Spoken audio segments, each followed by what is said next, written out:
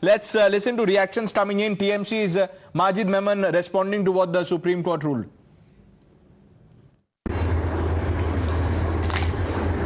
Supreme Court is in the midst of hearing the complicated constitutional question with regard to the breaking away of the Shiv Sena from its original Uddhav Thackeray Sena. Now, although the matter is under examination of the Honorable full bench of Supreme Court of the learned 5 judges, but I had stated this earlier as well, even before the hearing commenced, that ordinarily in such a situation, the Honorable Supreme Court would not interfere in the order passed by a constitutional authority like Chief Election Commission, unless there is some inherent constitutional flaw. Now, the Supreme Court is examining as to whether it's a case made out for interference and reversal of the order. What the Thackeray faction was wanting was that instantly they should be relieved by grant of stay of the order of Election Commission, which Supreme Court has chosen to decline, and this was expected. Supreme Court would not make any haste in upsetting the order passed by the Election Commission after due hearing from all sides. And now let us wait and see. But in any case, since the operation of Election Commission's order is very much in effect, as on today, Shinde fraction has an upper hand, and Uddhav Thackeray back is against wall.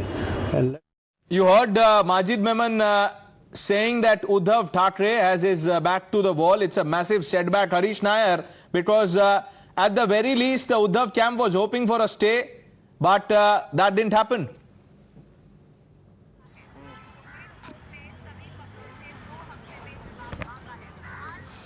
Yes, that's right, Pranesh. Kapil Sibal, who had represented the Uddhav faction, vehemently argued that at least the Supreme Court should stay the Election Commission order by which the Shinde camp was recognized as the real Sena and also elected the bow and arrow symbol because of several grounds, saying that it was a biased order and it was several factors were not considered. The fact that this is the 65-year-old party. It was inherited from Bal Thackeray, and this was which was headed by his son, and also that an organization in the echelons, or it had majority in several organizations like all the shakhas, and majority of the workers cadre are still with Uddhav Thackeray, and also the 1999 constitution was considered wrongly by Election Commission of India and not the amended 2018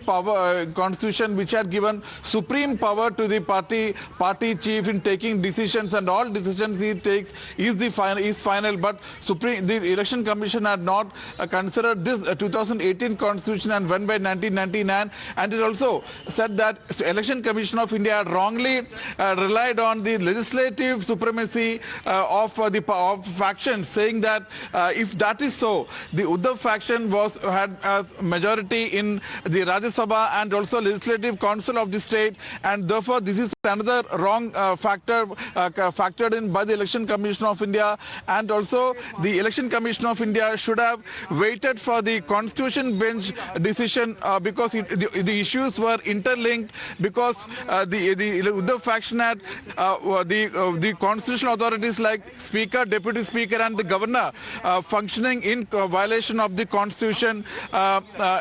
So all these issues were pending, and the issues which were dealt with by the Election Commission of India was also interlinked.